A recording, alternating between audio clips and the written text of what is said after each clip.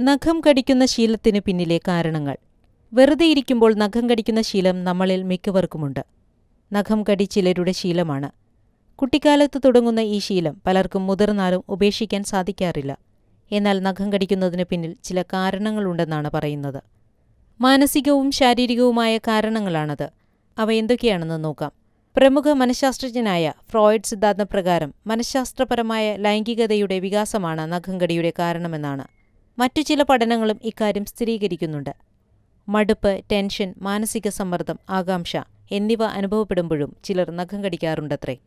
ഏകാന്തത, ഇച്ഛാഭംഗം എന്നിവയും നഖംകടിക്കുള്ള കാരണമാണ്. ഭയം, അമിതശ്രദ്ധ, അമിതവൃത്തി എന്നിവയുള്ളവരിലും നഖംകടി ശീലം കാണപ്പെടുന്നുണ്ട്.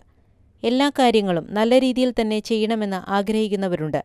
എന്തെങ്കിലും ചെറിയ വീഴ്ച വന്നാൽ തന്നെ ഇത്തരക്കാർക്ക് സഹിക്കാനാവില്ല.